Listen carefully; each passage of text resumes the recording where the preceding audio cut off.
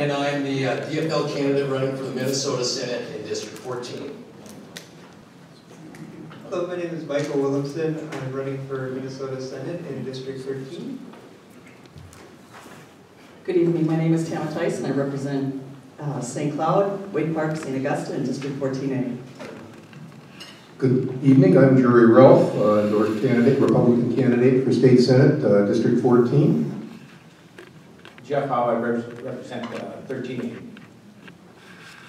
Jim Knoblach, State Representative, District 14B, the other half of Tama Theis's district, roughly the east and north part of St. Cloud, and the area down by Tech High School in St. Cloud State. Michelle Fishbach, I'm the State Senator from District 13. The district kind of makes a C around St. Cloud. I've got Tim O'Driscoll and Representative Howe as my representatives. Tim O'Driscoll, District 13B, running for re-election in that seat.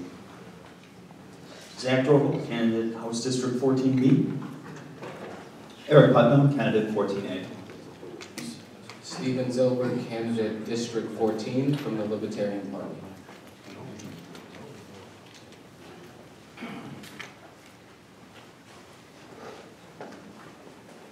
For the record, it's not being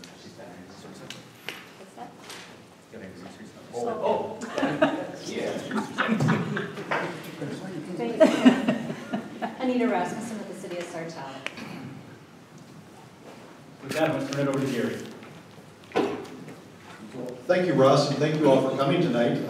My name is Gary Carlson. I work with the League of Minnesota Cities, and for some of you who may know, I've been there a little bit. I just celebrated my 25th anniversary of the League of Minnesota Cities on Sunday, so I guess I can't find a job anyplace else. So I've been doing lobbying work for the League and doing research work for the League on behalf of all the member cities across the state of Minnesota. And truly, it's a very big pleasure for me to be here today, because the other part of my job is not only working with city officials, it's working with state legislators and spending time with them and making sure they understand the impacts of legislation on city operations as well.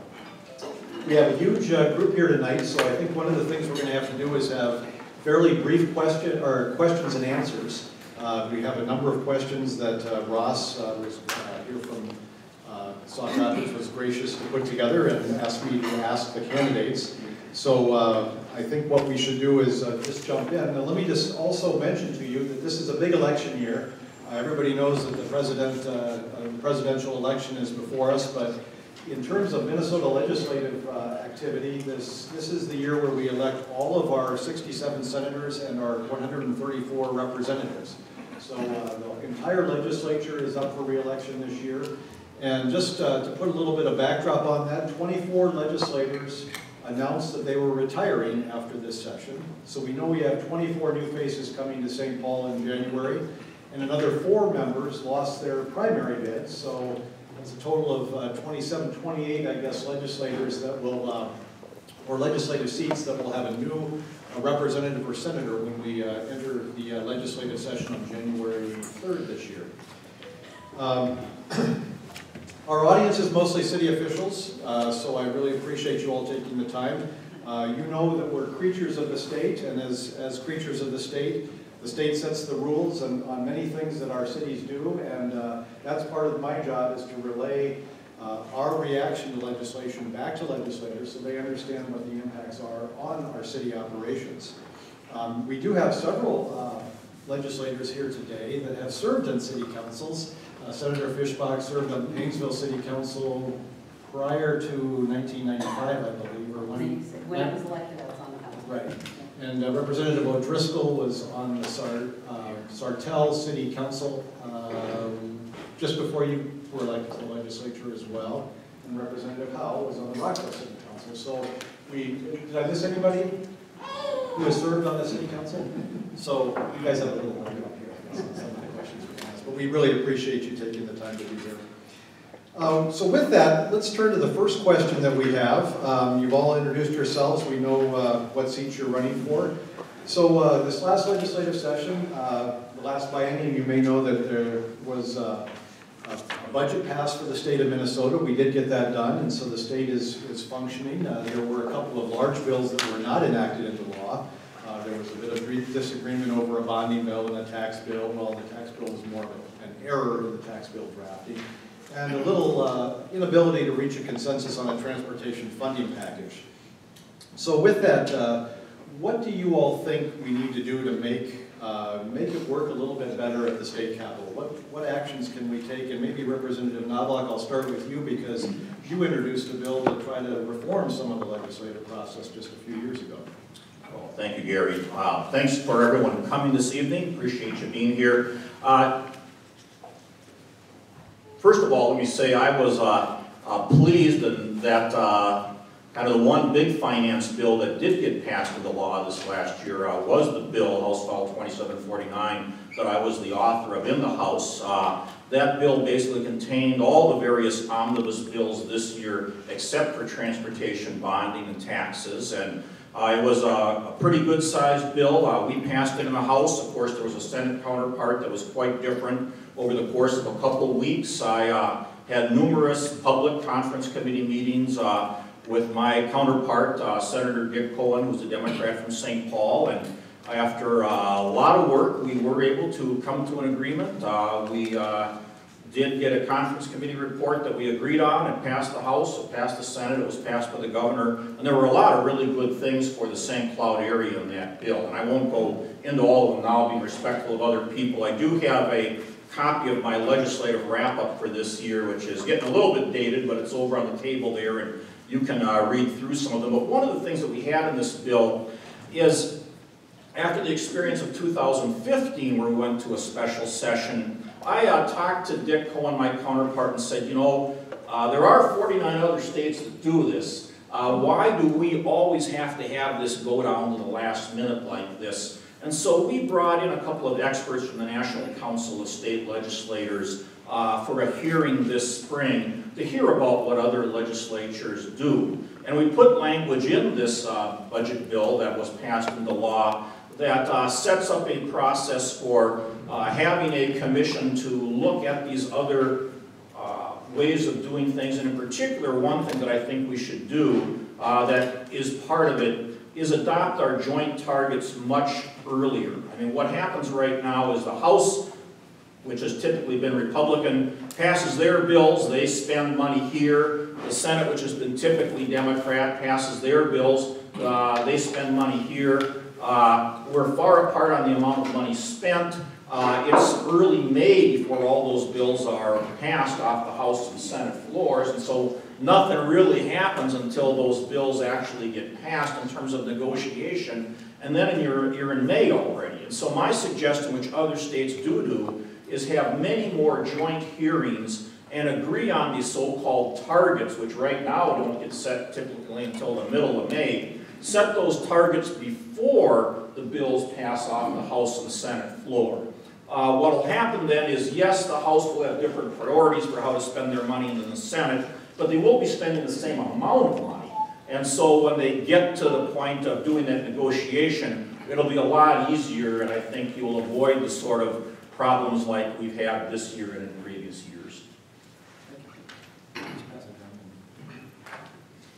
Well, and I will just say that Representative Knoblach did a great job on that conference committee. I was actually the only Republican on the Senate side to serve on that conference committee. And you know what, it was a very well-run conference committee, and that's, I'm sure, why the governor signed it. But no, it was a big bill, and I think that I agree with Representative Knoblach that some of those joint committees and those joint targets could be done. We could make some rule changes on that.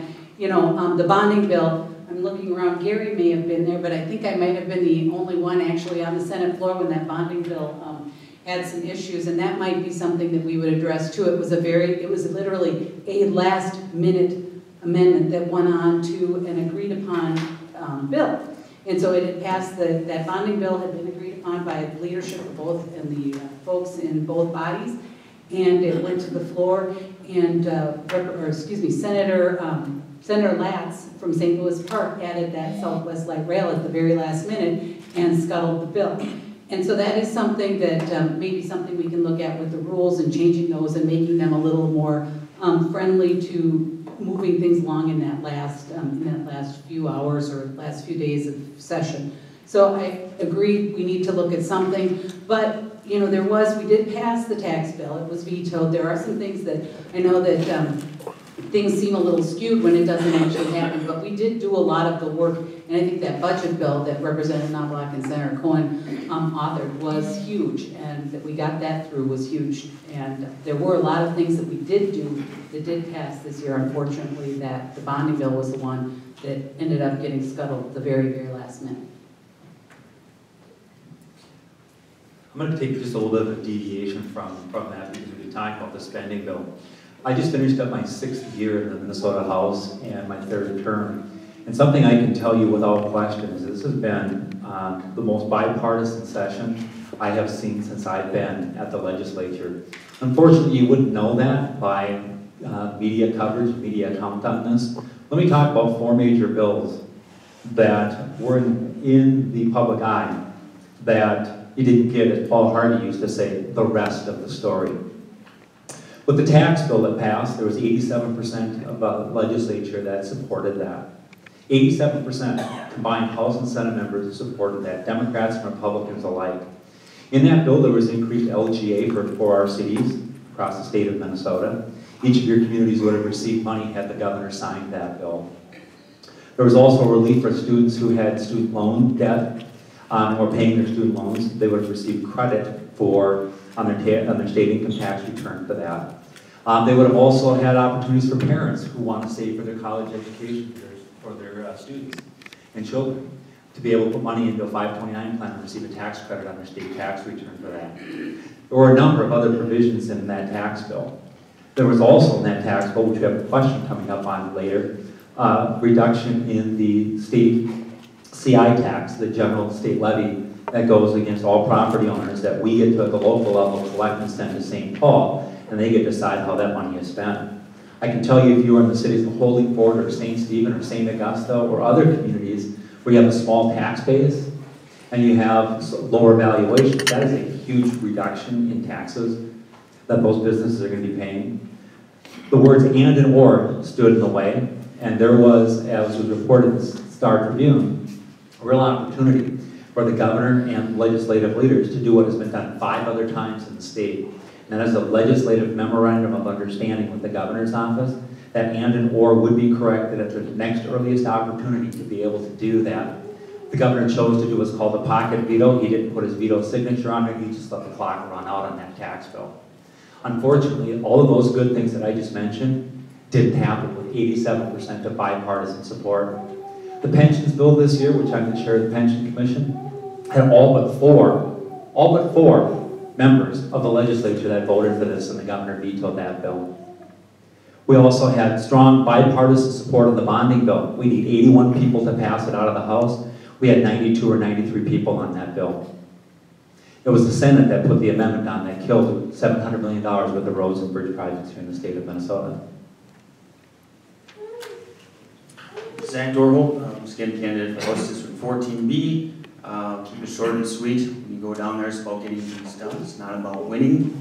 I'm a therapist. I can see through a lot of the games people continue to play. A couple of specific things we need to do that I think that will change some of the ways things get done down there is open the doors. We saw a lot of behind closed door decision making happening, and that frustrated the public and everyone who participates, everyone in this room. I also believe that we need significant campaign finance reform, so those of us at this table are less bound to specific interests and more bound to the people in our district. Eric Putnam, candidate for 14A, DFL endorsed. I'm new to this, but a lot of the conversations I've had at the door, the frustration with what happened in the legislature is palpable. You can almost feel it when you go to the doors and talk to people. And as a college professor, I wouldn't tolerate the kind of behavior from my 20-year-old students that we'd seen in the legislature last time around. So I think the first thing that we need to do is hold incumbents accountable, have higher expectations for the people who have office, and expect them to actually go to work and get things done. That's sort of the first thing that I think needs to be done. But secondly, I think we need specific legislative reforms.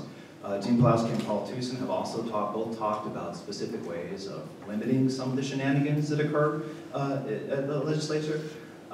Gene Pulaski said that there are 4,000 bills in 95 days were introduced in the last session. Some of those were things like making trust funds for your dogs. Those were priorities over transportation for the incumbents that are in office right now. I don't share those priorities. I think getting to work is more important. And so new legislative reform forces people to focus on the priorities of the people is something that I would work toward this evening. My name is Steven Zilberg, running for District 14, Libertarian Party. Most of the candidates here have discussed symptoms of a larger disease, and if we're going to be upfront, it's that most of the candidates on these tables and overall think of themselves as politicians when we're supposed to be civil servants. There's a difference. The word politician has negative connotations to it that rightfully are true connotations. So once we see ourselves as civil servants, for the people, by the people, we will start getting things done instead of making our own salary during the beginning of starts of sessions. We actually concentrate on bills that matter.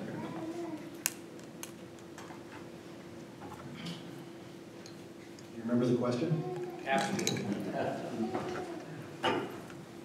Well, and I believe that we need to get the actual two branches of the government talking to one another earlier in the process. As Representative Knoblach said, the Senate and the House have to talk earlier, but we also need to get the governor's office involved earlier, because that seems to be where some of that, I don't think their staff is involved in the process early enough, and I think that both bodies, the executive and the legislative branch, will need to get involved a little bit earlier to set those targets and get the process moving.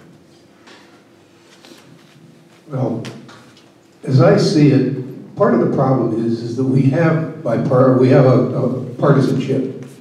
And one of the things that I would like to see happen is an understanding, and I know the people that are sitting with me here probably will agree that there's no monopoly on ideas. It doesn't matter which side of the aisle you sit on. You can have a good idea. And I think that part of the function of the legislature should be to take those ideas and examine them in the crucible of reason. Are these logical ideas? What's the logical outcome? What are the unintended consequences? And most importantly, what is the proper role of government in this? So specifically to speed things up, I think that the ideas of moving the budget process further in, earlier into the legislative session makes a great deal of sense. In fact, especially in the second part of the biennium where there's no elections and there's certainty as to who's in the House, it's possible that that process should be started even before the legislative session starts. And the general information be studied and information given to people so that they can form logical conclusions about where they want to go with the budget. Then discussion and try to come to consensus. And that's about all. Without having actually been through the process, that would be as an outsider, and in listening to people when I've been talking to them, they're concerned. They want people to talk across the aisle, and we need to do that. And I think I have to say that my predecessor, John Peterson, was very good at that. And hopefully that we can follow in that, at least I can in that position.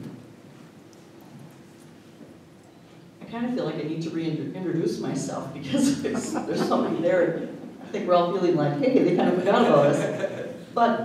And it's tough to be on this end because we've heard a lot of things on already, but I would agree that some of the things that we do need to do is get the target sooner. I think that is achievable, and I think it's something that we can do, and that again happens when you have more dialogue going between the House and the Senate, and getting somebody from the governor's office there. State agencies should be there. There's so much that happens, and we don't see them. And then all of a sudden there's an issue, and then they come and say, well, what the heck?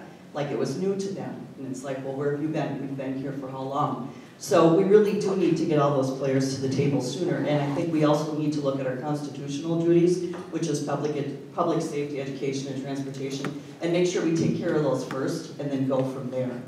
I think that we would help ourselves if we really kind of stuck to what we really need to do and then go to what we would like to do. All right, well, I'm going to try to keep it short in the interest of time. And my idea is, as a younger person, as somebody that doesn't have very much experience with the state legislature, I think that first off, we need to have term limits for our legislature. I think that's so important because when people have been in for a long time, they have party affiliation, and they kind of lack that ability to compromise sometimes. I also think that working 2 months out of the year is not a long enough time to really get things done.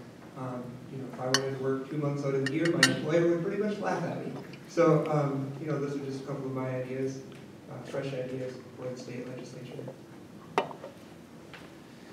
Good evening again, Dan Walgebot, running for District 14. There's no doubt about it, the stakes are high here, and there's been a real failure to come together and compromise. The failure to pass a tax bill, this tax bill had over $1 million in errors, that's unacceptable. The continued impasse for a transportation bill affects our local communities, it affects our businesses, it affects everyone.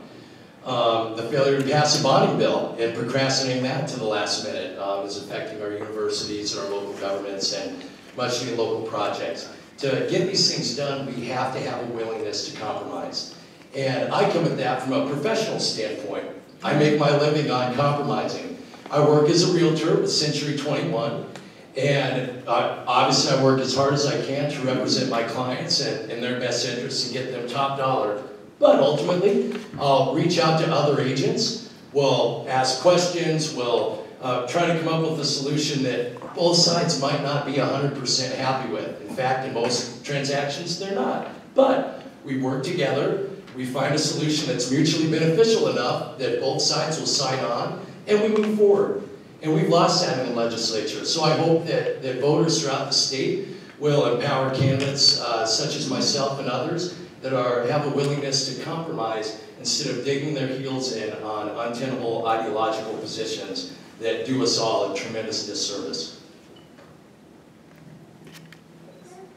So again, my name is Annie Buckle, and I'm running for House Seat 13A, and I live in St. Joseph. I just want to echo what Tama said. It's after everybody's said stuff, there's a lot of things I'd like to respond to, but I'm going to try to stay grounded in my own story about why I've decided to run. I never thought I'd get into politics. I just made the decision 8 days before the filing deadline, actually. I'm a mom. I'm 40 years old. I've got 4 kids. I've lived in this state. I grew up in this state. I care deeply about the state. I care deeply about the people in this state. I grew up in the cities. I married a guy from Greater Minnesota, and I think of this as one state, and living in the St. Cloud region has only convinced me that we need to start acting as though we're one state, and I think the only way that that's going to happen is if there's strong leadership in the St. Cloud region.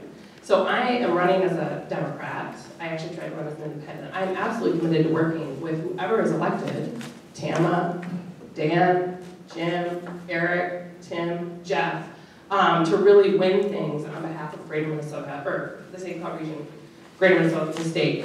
And I just want to say my focus is really on meat and potatoes issues. I care a lot about transportation. I think we need a transportation bill passed, and that sentiment has been echoed across my region as I've been door knocking. Along with some other things, but people are really concerned about meat and potatoes issues. Is transportation getting done? Is education getting done? What happened to my pension? You know, like there's just a set of issues. So I just want to say briefly too, I organized a campaign to finish the North Star train to St. Cloud. I had over 5,000 people, I think it was actually 6,000. I'm on unpaid leave for my job to run this campaign, so I actually lost a bunch of information, but I think it was over 6,000 people. Republicans, Democrats, Independents that wanted this train to St. Cloud. We were down at the legislature a number of times, and what we saw was how politics was being played with our issue.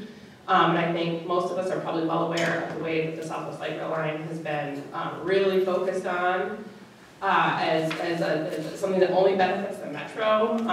So I'm not going to go into the nuts and bolts of transportation, but I think we're a state that believes in connectivity, and that we want to get around, and we want to see each other, and we want to do it probably for a realistic price tag. We can talk more about price, but I'm not really going to. I am going to highlight that Jim Knoblach worked on a bill, and he got, you know, the price down from the governor's price was quite high. It was $200, $400, I mean, it was like kind of floating all around there. Remember that, Jim? And you got it down to $8 million for capital costs. However, that did not get put in the bonding bill as an investment in the region, and it should have been. And we can talk more about costs, you know, But I think, basically, if people are coming together across 4 legislative districts, Republicans and Democrats, at a time where nationally and statewide we're seeing all this partisanship, it only confirms my belief that most of us, at the end of the day, we care about a lot of the same things. So I'm somebody who cares about state, cares about all of the cities, and I think we're interconnected, and I think we should really be focused on what we're going to do to set up our kids. And I also, last I want to say, is I do have a problem with so much of the transportation projects going into the bonding bill. I think we really need to think about not having our kids pay off what we need today. Thank you. Representative Knoblach would like to just say something because you mentioned. Yeah, just really briefly, I did work a lot on the North Star corridor this last year. I probably spent as much time on that as on anything, and I was pleased to have the support of all of our local legislative delegation on it. But in terms of it not being in the bonding bill, I just want to point out that after it did get through 2 committees in the House on a bipartisan vote, the reason I pulled it and didn't pursue it further is 2 of the governor's commissioners wrote a letter to the editor in the St. Cloud Times and basically said they were opposed to my plan. They weren't going to support it. Clearly, if the governor's commissioners are writing letters to the local paper saying they're opposed to the plan, the governor is opposed to the plan, they're not going to do that without the governor's say-so. And it didn't seem to be a good use of, bonding, among other things, to put something in the bonding bill that the governor's already served notice on that he was opposed to, which would presumably just make it veto bait. But I'm committed to continuing to work on that, and I think we did make progress on it this year. Okay, the next question, one of the main tasks of the legislature when they reconvene in January is going to be to start the process of creating another state biennial budget. And I think, Ann, you already started talking about some of your priorities. Is there anything, I'll start at this end, is there anything you'd like to add to those priorities that you would like to see in the budget? We'll pass it down. So any priorities, and let's try to move it fairly quickly here. Yeah. Well, I think we probably need to be talking about education. I think we should also be talking about seniors. I don't know specifically what I would want in the bonding bill. I also know that affordable child care is a growing issue here in Stearns County. But yeah, I'll do that. So the question was, what are what are your personal priorities for the state budget? Well, number one personal priority is finishing the work that was left undone from the past session. I know that we just spent time in our previous question discussing that, but first and foremost, we've got to finish the job from our last gridlock session.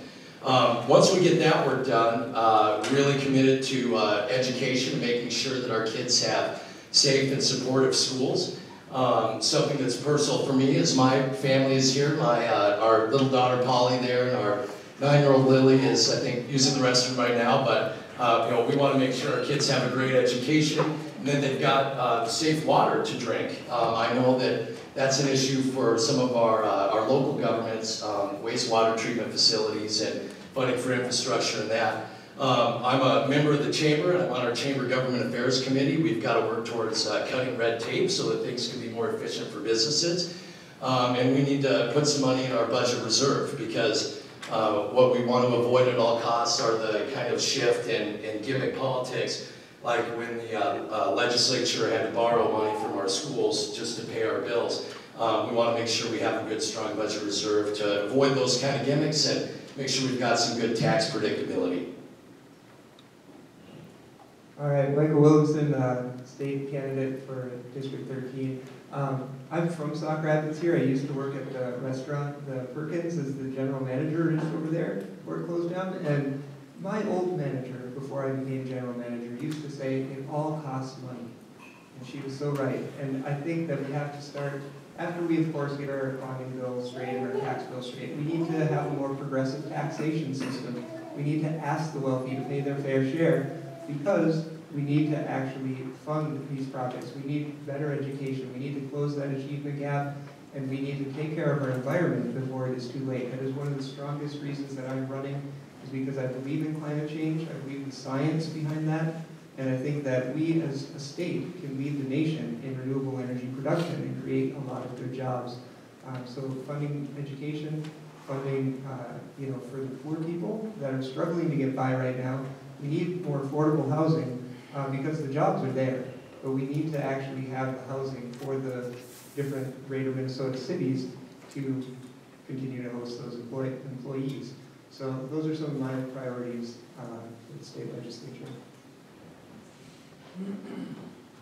I hope that we look at, again, our constitutional duties, and that's public safety, education, and transportation. I think they need to be at the forefront, and we need to start with that.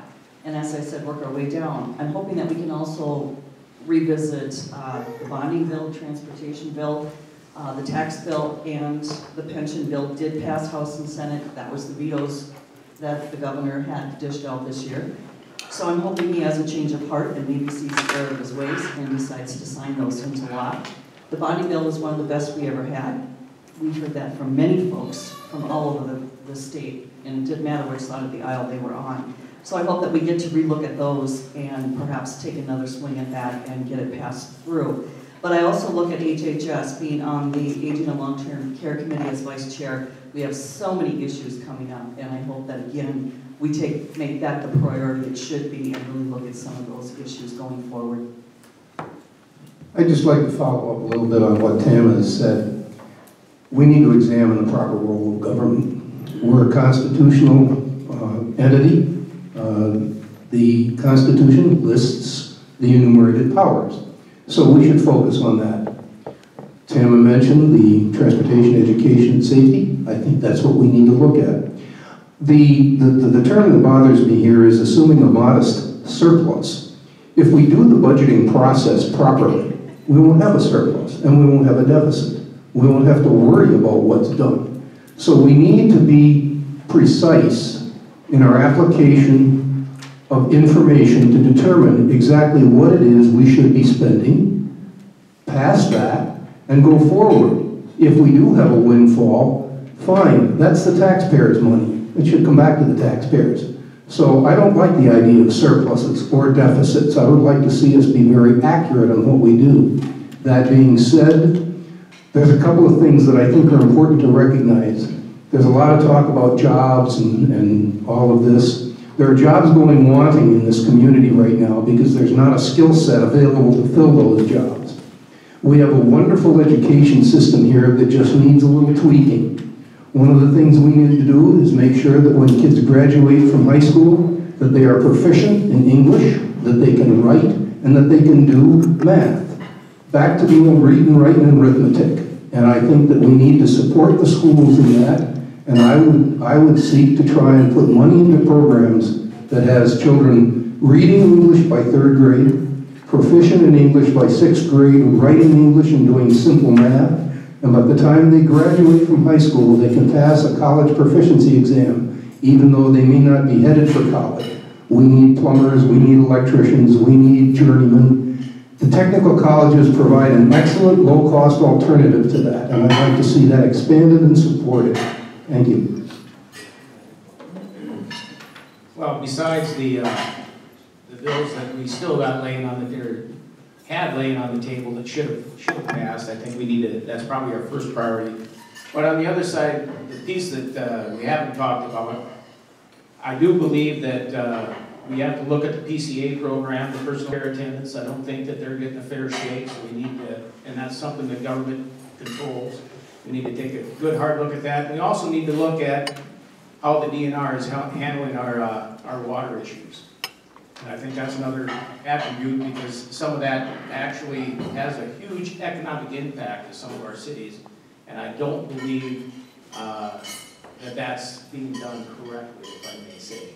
So I think those two issues, along with getting the transportation bill, of course, that I've worked 4 years in the transportation committee, and it was sorry to say to work for 2 years on a bill and see it go down. And the way it went down was disheartening, to say the least. So I'll pass the mic along. Well, I would agree with the other people who have said that certainly the bills that didn't pass this last year, transportation, bonding, taxes, those subjects I think will be certainly top of mind when we go back. I wouldn't necessarily say that we should pass those 3 bills exactly as they are. I mean, personally, I would prefer a much more robust transportation bill than what we had in the end. And it should be mentioned that, of course, the state runs on a 2-year budget, and last year we did pass a transportation bill that funds the state through June 30th, 2017. I think it was probably the biggest transportation bill we've ever had. But nevertheless, we do need to do more in that area, and I would like to see us do even more than the sort of stopgap other bill that didn't make it through in the end. Transportation, of course, it's a vexing issue.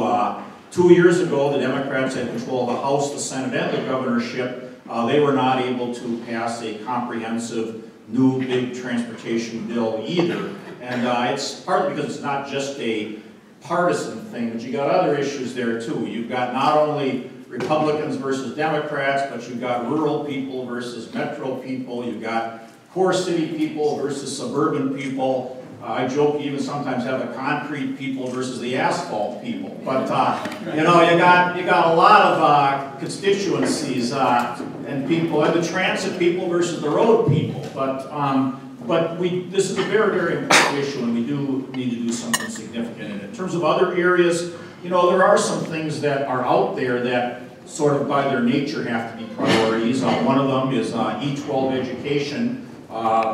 The largest single item in the state budget. You know, I don't think you're going to not put additional money in there. And then finally, you've got the whole health and human services area. Jeff mentioned one with the PCA attendance. But there are some cost drivers. Medical assistance would be one that I bring up that really are major cost drivers to more spending in the state. And as an example on this, the state sets a budget forecast twice a year. When we had our last budget forecast, we set the 2-year budget by in 2015. The budget forecast said the state spending was going to go up $1.9 billion, and $1.4 billion of that $1.9 billion was projected to be one program, medical assistance. I mean, think about that. All the other hundreds of programs the state has are significantly less when added together to this one program, medical assistance for poor people. And nevertheless, we have to fund it, but we do need to figure out ways to try to deliver that service with less growth. And that is going to continue to be an issue, rising healthcare costs that we have to deal with, no matter what our other priorities might be.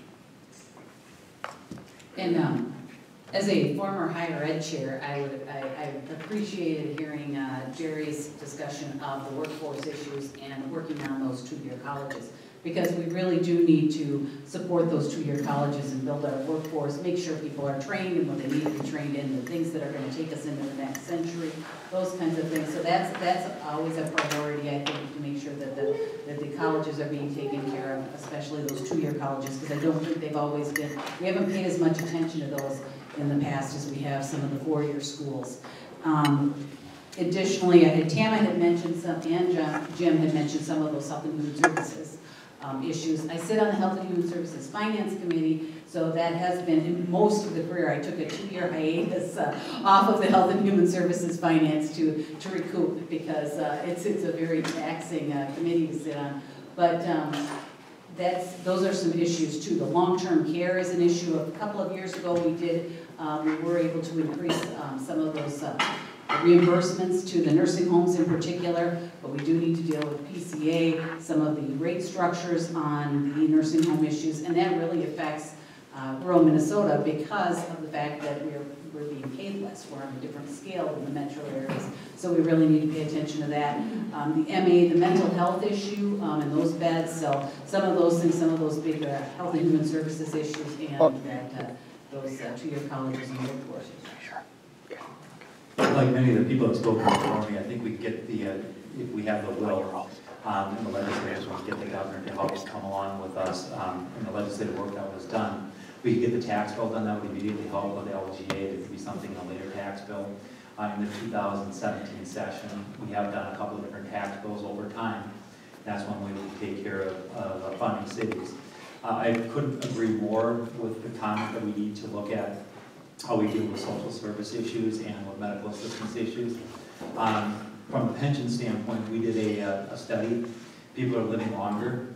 An average male can expect to live to about age 82, and females can expect to live to age 84. If you're a retired school teacher, female in the state of Minnesota, you can live upwards of 90 to 92 on average. That's going to be telling us that we're going to have lots of folks that need to be taken care of over a period of time.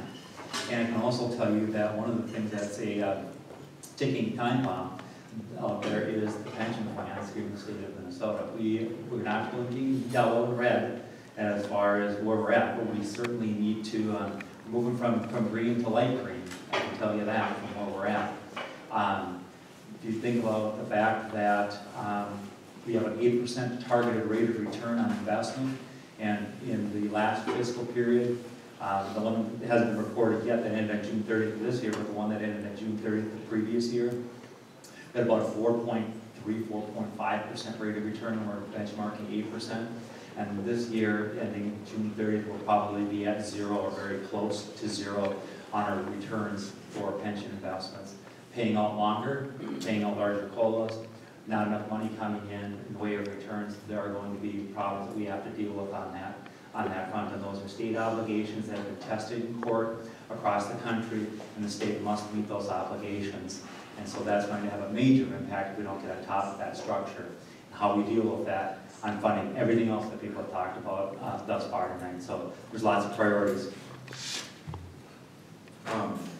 Lots of priorities seems to be the answer here. Number one priority, finishing the work that didn't get done. And I think every person to talk keeps changing my mind and keep mentioning things that are incredibly important.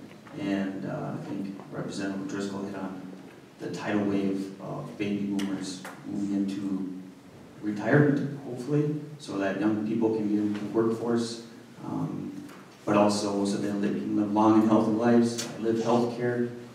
I'm biased towards that issue. I know how to save money there as someone who works with people who are on medical assistance. We got to build for the future. That means good jobs, good education, good healthcare. I'm still Eric. It's been a while, but I have changed. Like Zach and Dan, I agree that the fundamental approach needs to be finishing the job that hasn't been accomplished in the past. And I'm not so interested in whether it was the governor's fault or the Senate's fault. The people at the doors don't care about those kinds of concerns and blame.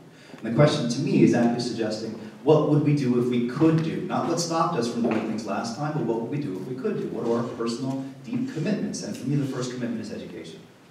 As an educator, I teach at St. John's. I've taught there for 14 years. My wife is the principal at Kennedy School. Rick, she likes you a lot. She thinks you're cool. My campaign manager is a sitting school board member. Education is incredibly important to me, not just professionally, but as a social function. And I think that we need not just greater resources in terms of money in education, we need greater expertise too. More resources is actually much more elastic term. It doesn't just mean throwing more dollars at education, it also means doing things smarter. And for education, we often seem to do some pretty dumb stuff in education. So I think we need to be more strategic and thoughtful and smart about what we do about education. And for me, that is the fundamental priority, because other issues all kind of brush off of that. Issues of civic participation, issues of workforce, all of those are functions of education. So I would like to reinvigorate how we think about education more generally. That's my fundamental priority. But of course, there are other issues that need to be addressed. Clearly, transportation hasn't been dealt with and needs to be dealt with. We need a comprehensive plan rather than a series of band-aids. So, a comprehensive, holistic approach to education, to transportation that considers lots of other issues. Third, I think that inspiring innovation isn't something that we've talked about quite as much as we ought to. We need to think about expanding broadband access and inspiring innovation more generally in our area. And last, I agree with Dan, we need to also reserve some notion of budget reserve for rainy days. I think that would be important. I get it when we talk about budget, we like to talk about all these services we're going to give. The question for me is who is receiving these services? Now, if we go down the list of, let's say, healthcare, the medical field, you can look in statistics and research. When it comes to rates, costs, and coverages, white European descent people in Minnesota get the best of those. While in Minnesota, the minorities, African Americans, Mexicans, Latinos, Chicanos, whatever you want, they receive worse than us. So that's the first thing. Who are these benefits being received by not just white people, because if you want to be frank, that's what the room's filled with right now. So that's who we're talking to. So that's the first thing. The second thing is education to law enforcement, in my opinion. Statistically in Minnesota, 143 Minnesotans have been shot and killed in the past 10 years by Minnesota cops. Not one of those cops has been charged. They have all been found not guilty or not charged at all. So we do need to spend money on law enforcement education about non-lethal forces. Excuse me. The second thing is spending on below poverty level individuals. Because if you look at it, 90% of Social Security in the country and in Minnesota goes to white European individuals. Food stamps, over 75% are to white individuals. Other people are not receiving these benefits. So when we are in legislation on the state capitol and we make these bills, who are we making it? For ourselves. The legislator is the one that's getting it and the people he likes. So that's my bottom line. It's different than the other people. I respect other people, but that's where I think we need to focus on.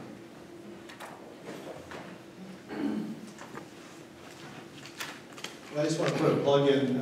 Representative O'Driscoll mentioned the pension issue, and that's something that I think we all kind of forget about. But I think we spend, is it Tuesday nights or Monday nights we spend together? Every Tuesday we got that. Every Tuesday night we spend talking pension issues down at the Capitol. So if you ever want to come down and really get bored, come down to the pension commission. Yes, but he does chair that, so that was, I'm glad somebody's paying close attention because it is a big money issue.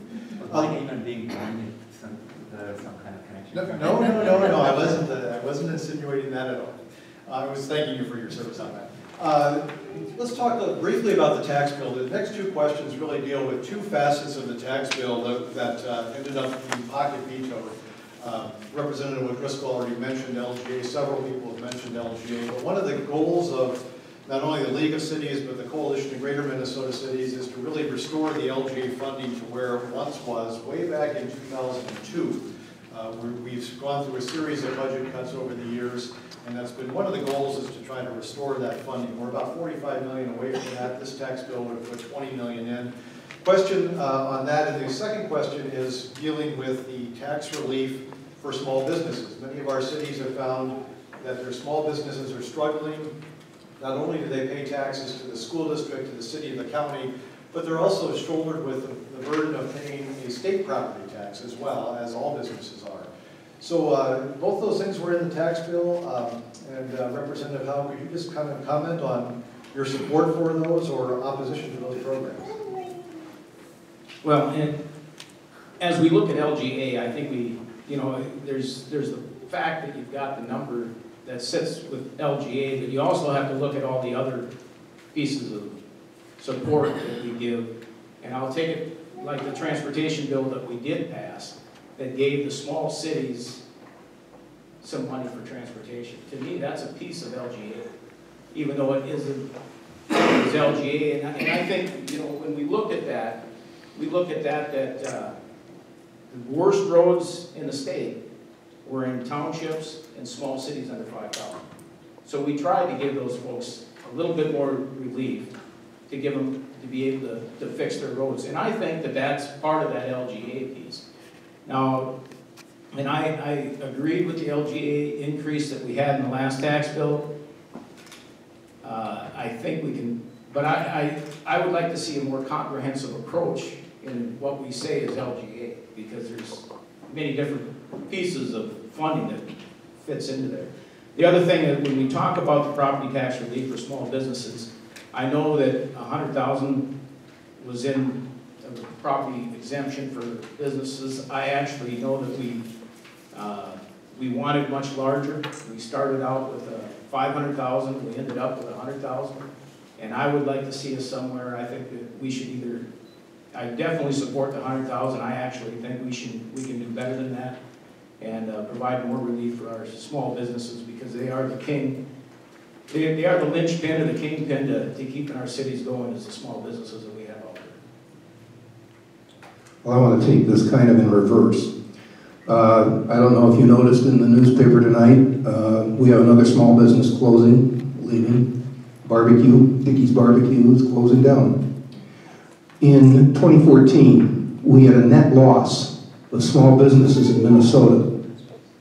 There are more small businesses going out of business than there are being formed. Why? Well, I think it's real simple. Right here we have one example of it. Businesses are taxed. They're taxed from every direction. The statewide business property tax is an unfair burden on people doing business. There is also a large tax on rural farm operations that creates an impediment. The problem we have today in Minnesota is that we do not have a business-friendly climate. We are ranked 47th in the nation in terms of our friendliness and receptiveness to new businesses. That is unacceptable. We have to find a way to reduce regulations. We have to find a way to reduce the taxes on small business because they are the generator of jobs, not the big corporations. The big corporations give jobs, but the most jobs come from small business enterprise.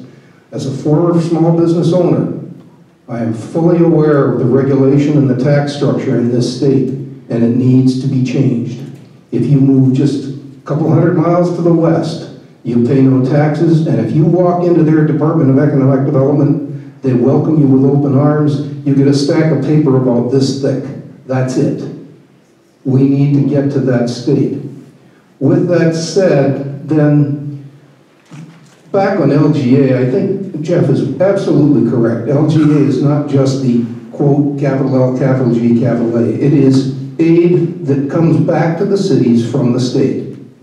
We collect a tremendous amount of sales taxes in our communities through the businesses and through the retail activities. That goes to the state. There is a formula that calculates how much money comes back in local government aid under that program. It's rather complex. It is a need versus capacity examination, and it is, I believe, quite artificial. I think Jeff is absolutely correct. We need to take a look at all of the aid and all of the packages, all of the formulas, all the way that we bring money back to the cities, make it simpler, and make it fair and equitable. And that's what I would be committed to do. As I look at the question, it says, do you support the current LGA formula and would I support the increase? I'm not 100% sold on the formula. I think that we need to look at the individuality of each city and say, hey, what works best for them, because there are different situations that happen in these cases, and I've questioned it many times and basically said, well, this was the formula that was decided on. But there aren't any other extenuating circumstances in that, and so sometimes I'm questioning whether or not a one-size-fits-all really does work for all the cities. But I do agree with what Jeff said in that I think we need to look at LGA as different in different ways, not necessarily just to the formula, but to also some of the other aids that we bring. As far as the business property tax relief, I do support it, and I think we should have done it a couple of years ago. It truly is a big burden. The property that we had up until 2013 was 1.67 acres, and I think we paid close to $10,000 a year. That's a lot. That's a lot. That's a lot that we could have paid our employees. They kind of got stuck where they were at, but yet what we were paying got more and more for property tax, so I would like to see that back down a lot. All right, I do agree for the small business exemption for the first 100,000. I think small businesses are great. They are the cornerstone of our great state, so I do agree with that. As far as the local government aid formula, we should absolutely restore it back to the 2002 level, which would give it a $45.5 million increase from where it's at today. I also think that we should adjust it for inflation. I mean, it hasn't even risen since that 2002 level. I think we should increase it even more than that. As far as the formula is concerned, I agree with some of the other panel members that we do need to look at that, make sure it's simplified, make sure that the cities are actually being treated more equally, because I think that right now they're kind of being judged. They're not throwing their budget out there and having those needs met. They're kind of, the state is trying to kind of decide that for them. So those are my thoughts on that. Thank you. Yes, I do. I am a strong supporter of our LGA formula, and I would like to see a increase in the appropriation for it. With the formula, though, I would like to work to revise it and reform it so that it better serves communities that have extenuating circumstances, such as Wade Park, to make sure that cities such as Wade Park are getting that support and that aid from the state. Yeah, I was very unfortunate that the tax bill was vetoed with that return to 2002 levels, and so I would definitely be a supporter of that, and again, trying to find room to even increase that appropriation beyond the 2002 level.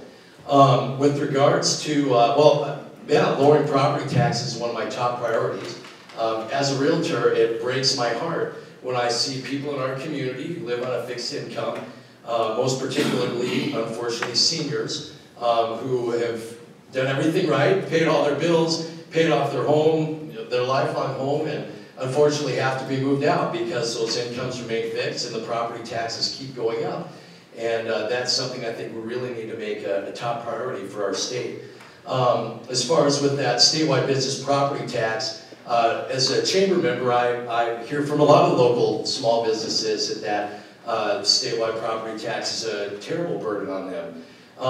The general levy, which it's formally called, was formed back in 2001, and it hasn't been revisited much since. And so definitely something I would like to do is take a look at that and make sure that we're providing sustainable long-term property tax relief for our small businesses.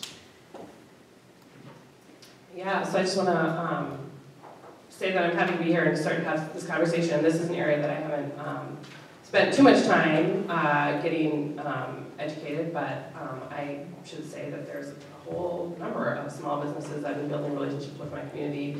They support my campaign, and I've said, hey, we need to be in a relationship. I need to understand when the policies are coming down the pipe, or if there needs to be policies created to,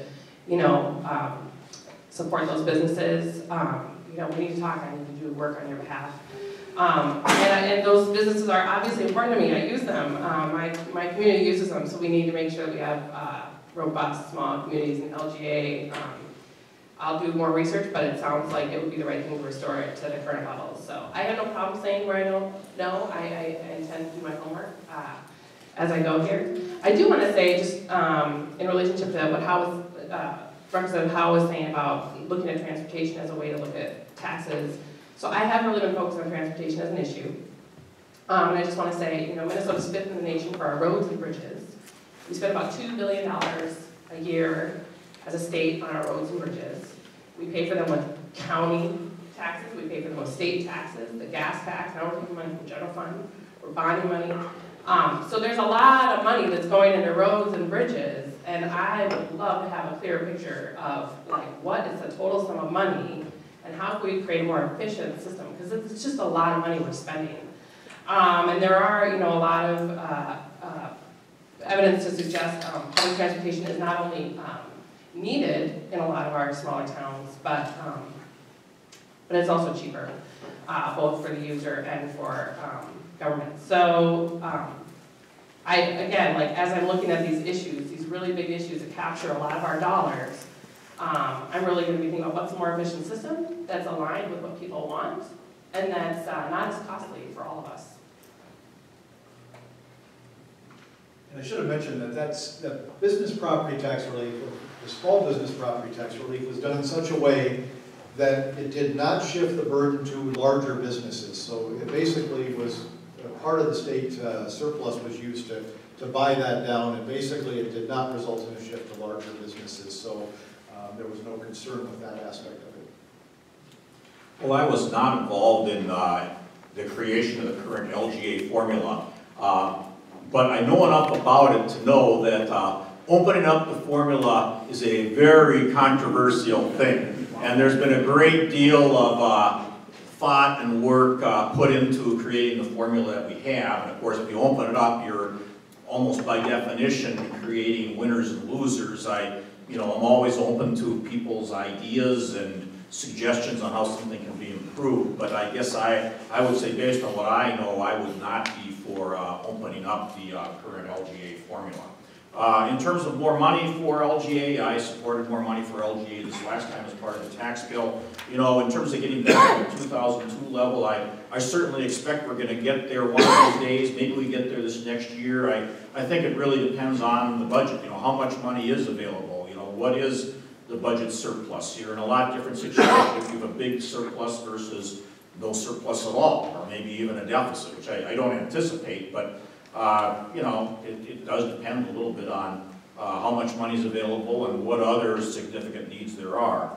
In terms of the business property tax relief package, I voted for it this last time, and again, I would expect to vote for it again, subject to where we are with the budget. And I did vote for both of those provisions in the tax bill, both the LGA and the commercial tax reduction, credit, relief, we'll call it the commercial tax relief.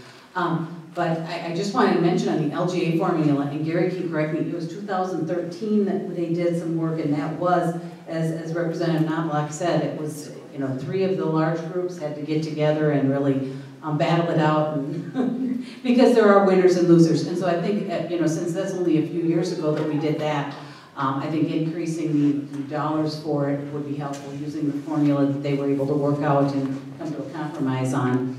And then in addition, I think that, I believe it was, I can't remember if it was Jerry or Jeff who mentioned talking about some of those other aids, but making sure that those other things that do go to the cities, the WIF was, there was additional funding for WIF in the bonding bill, and some of those other aids that we can help for those smaller cities with the transportation dollars, those kinds of things, that we should continue to support those too. So not only that LGA, because the formula is difficult to, you know, there are just some things that you just, you know, Gary laughs, but I'm sure you didn't laugh during the process.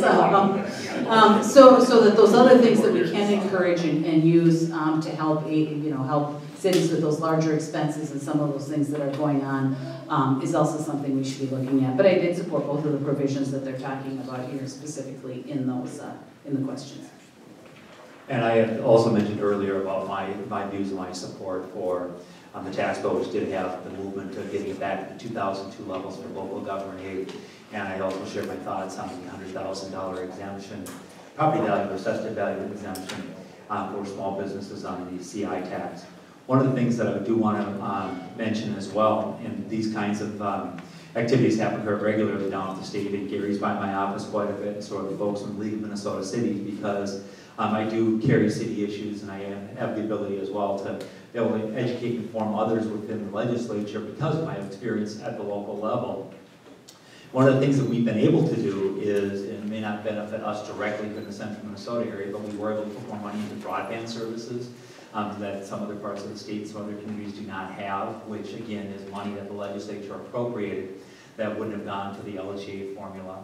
We also did some workforce housing development in some communities where we don't have the ability to be able to have affordable housing for a workforce to be able to stay to put money into some of those types of things as well. Just to mention a few. One of the things that we've been very fortunate in central Minnesota is to be able to have the constant sales tax, and Representative Knoblach, you were one who was instrumental early on in getting that for us, and when the local cities came and asked for an extension on that, I did get it included in the tax bill, but the governor vetoed the tax bill that year. Then Representative Dorval came into the legislature, and he and I worked on that, and we did get it in and get the extension for central Minnesota. The other thing that's different in 2002, that's different today, is cities are no longer paying sales tax on their purchases, and neither are counties, and that is another direct savings to communities. So if we were to restore the LGA formula back to its 2002 level, one way, which is a shell game as far as I'm concerned, is we can start putting sales tax back on and getting that money back if we want to hit a target number. I think it becomes the idea of what's the affordable and what's the right way of being able to do that. So we have been making progress in other areas for other needs over the last 15 years as well. And again, there was $20 million in the tax bill this year, and unfortunately the governor vetoed that. So as Representative Driscoll mentioned, I was there when we created a new formula and put some money into it. Sorry, Wade Park, and you're one of the cities that doesn't see that increase, or much of the formula doesn't advantage you guys. But what we did see in the city of St. Cloud after we had a new governor elected and a new legislature take over after the 2002 election was, and not just in St. Cloud, but many other cities where it talks about laying off police officers, stop plowing on Sundays, or even more, things like that. And that was detrimental to the job that so many of you work hard to do. I forgot to mention my undergrad is actually in community development. Did an internship, served under one of the best, Nita Rasmussen over there, and in fact when Representative Driscoll was on the council. So I do have a background in this, and it's kind of a passion of mine. I do support the increases. I know St. Cloud appreciates them being regional center. You're going to hear that over and over and over from us representing St. Cloud and other sorts. We rely on that because we take care of a lot of people that just don't live in our city, that come to our city and use our services. So I am a strong advocate for increasing that. I don't know if we're addressing that tax question too at the same time. Were we? Okay. So, so many different competing stories here. CNBC ranks us in 2015 as the top state for doing business. I too am a small business owner, a full-time job, I'm a counselor at a nonprofit mental health center, so I work with people with serious and persistent mental illness, a lot of them right off the streets. And I do have other hobbies. One of them happens to be the old Capitol Tavern right down the road here. So I know a lot about where those taxes hurt and how they help. We do need reform. I think there's a lot of bipartisan strong reform for business property taxes. I want to make sure it helps real small businesses. I think the small business definition financially in Minnesota is a little too narrow. Times have changed, and that same number's been sticking around for a long time. So I don't think big, gigantic corporations need that tax break up the first $100,000, but most of the small businesses do. So when you're talking about taxes, there's many different stories. Remember, CNBC rates us #1 for top state for doing business. And it's not taxes, and they talk about that here, but it's about our educated, skilled workforce where we need to continue making advancements, as well as the quality of life in Minnesota. We're a tourist destination too, especially in the Midwest. So we have to take care of the things that bring people to visit us and where they like to spend their money. So clearly the LGA situation is a very complicated issue. I think we had several different perspectives on it, and I think all of us basically agreed that the formula itself was either convoluted and strange or a political unlikelihood. That although the formula itself might not be ideal, clearly I'll defer to the folks who have been in office before who are saying that the political reality is that it's not going to get reopened up and it's not going to get fundamentally reformed in any fundamental way. But something clearly has to be done with LGA, especially when you look at the situation in the Wade Park. And I know that Dan and Zach mentioned that earlier as well, but it's an actual public safety issue in Wade Park. They just can't afford enough police to do what police need to do in Wade Park. And local government assistance is exactly the kind of state aid that's supposed to remedy situations like that. So although the formula itself may be too labyrinthine and confused or too intransigent, when it comes down to it, something else needs to be done because there are legitimate, profound problems in the cities that we live in based on an inability to fund fundamental public services. So yes, I would absolutely support reverting to the 2002 level of LGA appropriations, not just because it would help Wade Park, but also because it would lower the property tax burden in St. Cloud, which is also a significant function of what LGA can do. Now on the business tax issue, again, I'm going to agree with Zach on that one, in that small businesses are committed to and invested in their communities in a way that massive multinational corporations are not. For me, it's not just a numbers issue. It's that small businesses, the owners have relationships with their employees. I've worked in a number of small businesses. I'm a landlord, so technically I'm a small business. And you have a relationship with your individual tenant or with the employees that you employ. It's profoundly different than one from a multinational corporation that just exploits us for labor. So I would reserve that tax relief for true small businesses, and I agree with Dan and Zach and the rest of us up here, that there needs to be fundamental reform to make us a better place for small businesses, but not one that is more exploited by larger businesses. I'm a libertarian, which means my motto is taxation is theft, period. And that's in all forms, regardless of what it is. But we do have a limit. When it comes to state property tax, I do agree with most people that it should be lowered. And the reason for having it, I don't think it's needed a lot. Business tax is at 9.8 in Minnesota. We could cut it in half to 4.8 to help small businesses. That's for sure needed. Also, small businesses, when we talk about who it affects more, statistics, if we look at it, which are very important when discussing these things about who it affects. In 1960, African Americans had 52% of small businesses, at least for the community. 52% of them had small businesses opened. If we look at now, in 2010s, 11, 12, 13, 14, 15, it's closer to 4%, which means small businesses are being affected greatly, for more people than others.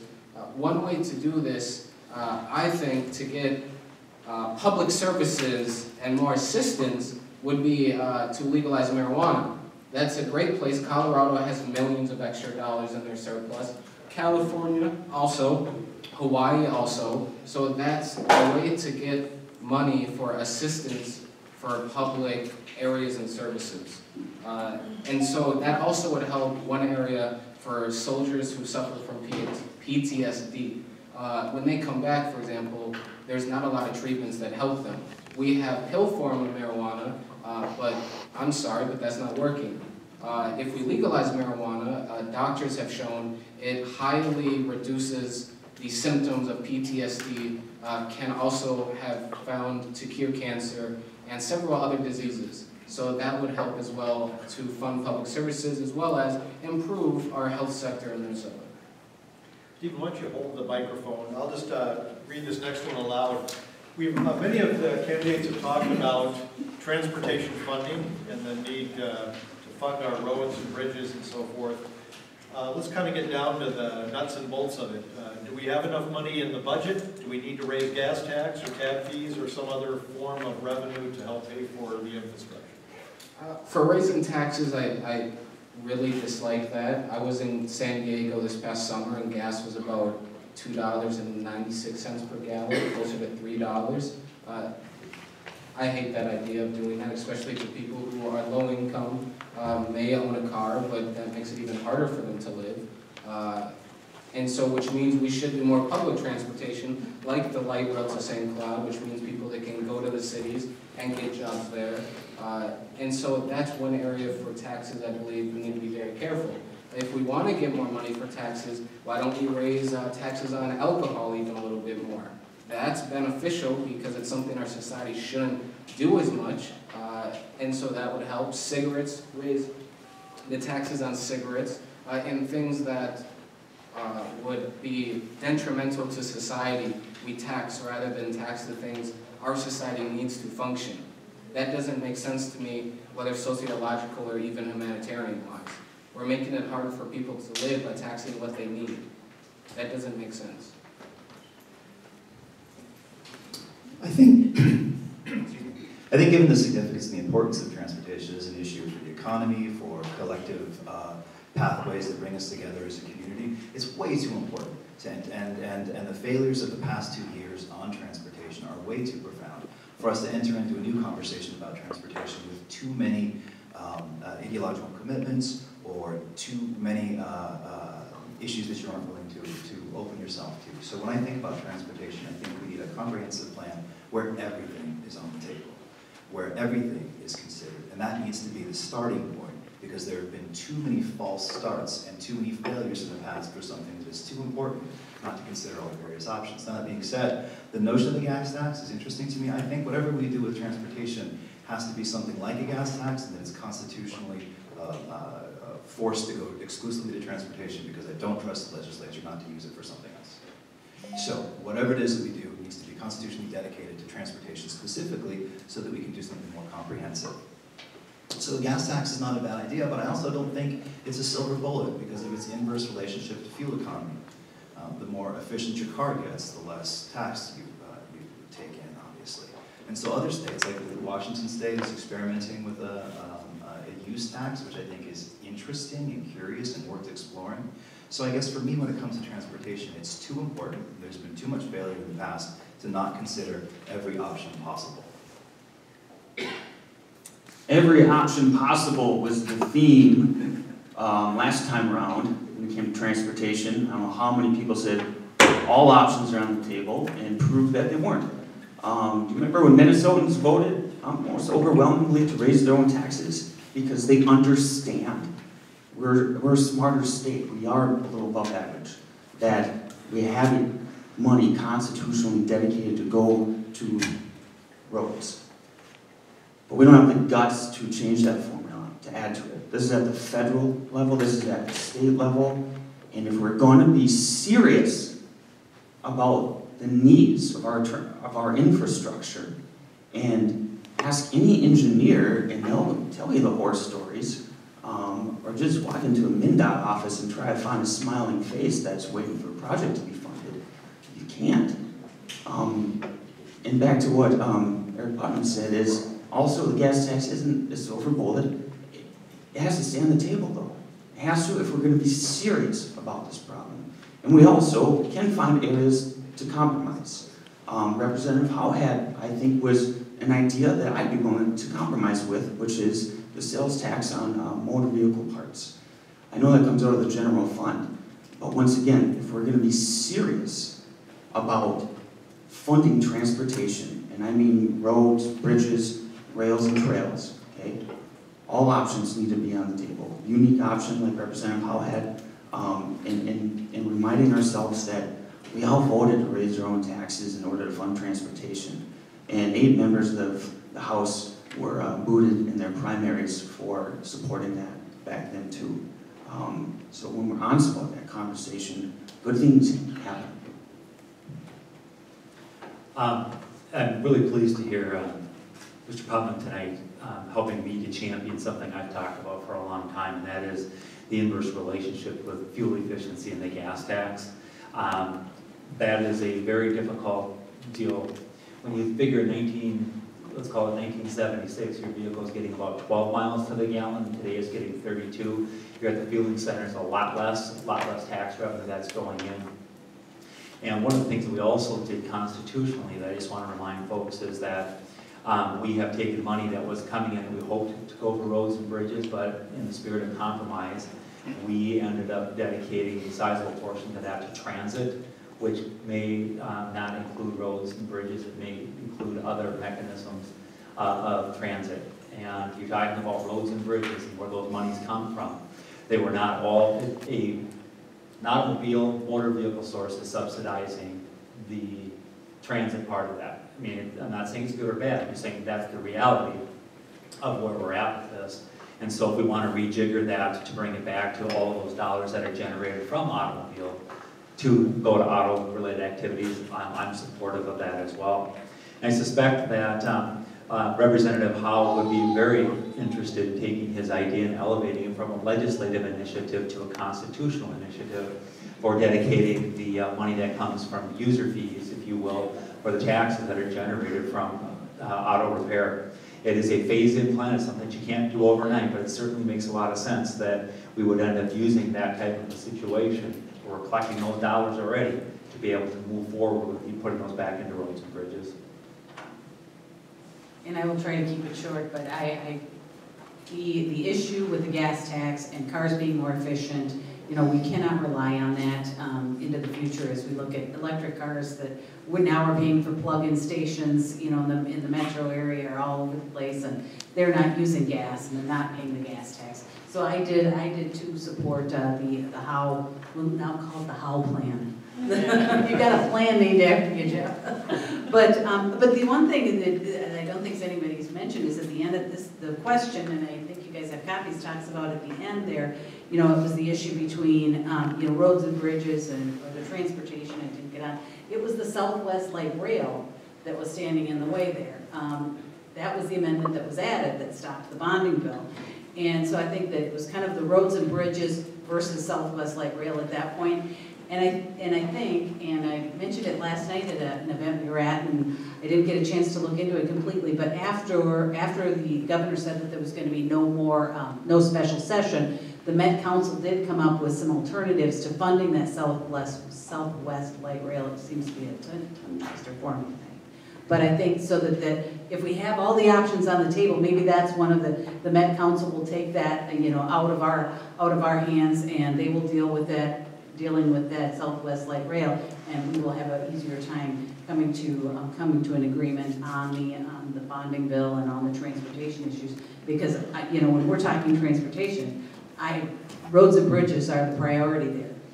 There are some transit needs, but you know, when things are constitutionally dedicated, they need to be used on roads and bridges. So I think that's where, but hopefully the Southwest Light Rail will be dealt with by the Met Council. I thought that the plan that we had that passed the House had a lot of good philosophy behind it. The idea of, say, taking taxes that we're paying right now that are related to transportation and dedicated into transportation instead of putting them into the general fund. So we've got a sales tax on auto parts. Representative Howe's bill dedicated that to roads and bridges instead of having it go into the general fund. You pay a special tax if you rent a car. It goes into the general fund. We said, no, let's have that go to transportation. You pay a sales tax if you lease a car. Right now it goes to the general fund. We said, no, let's dedicate that to transportation. And I could go on down the list, but I think the philosophy of taking these transportation-related taxes and then dedicating to the transportation as opposed to just going to the general fund makes a lot of sense. And that was what we passed in the House. Now, I think that one of the legitimate criticisms was that, hey, you know, this isn't constitutionally dedicated. As soon as you run into a budget deficit, you're going to reverse all that. Then you're not going to have money in transportation again. And I think the idea, you know, I think that's a legitimate criticism. And so, you know, putting something like Representative Howe's bill on the ballot and letting the voters constitutionally dedicate this so that the legislature can't do that in the future is a good idea. You know, there does have to be some additional money for transit to satisfy people in the metro area. Obviously, I'm partial to the North Star coming up to St. Cloud. I think the whole Southwest Light Rail discussion and it kind of killing the special session is really premature because there's a lawsuit against this right now. I mean, there's a lawsuit that I think, you know, is mostly not in my backyard kind of a deal. It's been brought by a lot of people down in the Lake of the Isles, Lake Harriet area, and this is scheduled for trial in September of 2017. 2017, over a year from now. I mean, it doesn't make any sense to me that we're going to set aside money for this if it may never even happen in the first place, whatever its merits might be. And so I think that, you know, that's part of the reason that we are where we are today, but I just don't think, given the fact that you've got lawsuits against it, that that's something that we should be doing right now. I do think one thing that would satisfy a lot of people, and this is kind of an outside of our area thing, but if we went to some sort of elected Met Council as opposed to appointed by the governor Met Council like we have right now, so that people in the Twin Cities felt they had more of a voice in what was going on with transit and transportation with the Met Council. I think that would be another thing that would satisfy a lot of people in terms of feeling like the public's being heard and the money is being spent wisely and the people that are spending it are more accountable. Finally, I don't think it's all about just putting additional resources in, although I'm for additional resources. I think we also need to look at some of the provisions we have in terms of how we spend the money and see if there are ways that we can build roads and bridges and transit projects more cheaply than we do right now. So if you look back over the last 20 years, the cost of building a mile of road has gone up way faster than the inflation rate. And I think there are some, you know, provisions of state law that help drive that should be explored so that we can see if we can just also save money when we do these projects. Well, everybody seems to support your bill. Do you still support it? There's not much meat on the bone here left for me to go on. But, the last bill, I will say that you know, that bill came out of an episode where I was underneath my 19-year-old Suburban wrenching on it, and as my wife is telling me to go buy something new, and I've got grease under my fingernails and my knuckles are bloody because the wrench slipped. I'm thinking that's probably not a bad idea. Because then it dawned on me that sales tax would go to transportation. And I thought, but all the parts and pieces that I buy to put on this old Suburban, none of that sales tax goes to transportation. It goes to the general fund. And that's where that whole idea came from. It was born on hard work on that stupid Suburban that I got to work on yet tomorrow. And then on the last bill I put in 2015 was a bill to dedicate those sales tax, that sales tax we collect on automobile parts, and dedicate it constitutionally. Now that bill didn't go anywhere, didn't get a hearing because they wanted to save it for bait and maybe use it for leverage to get the transportation bill done, but needless to say, it didn't happen. But I will say that I think the reason that comes up is we got to think outside the box, because gas tax is a failed process. It hasn't been able to sustain what we needed to do.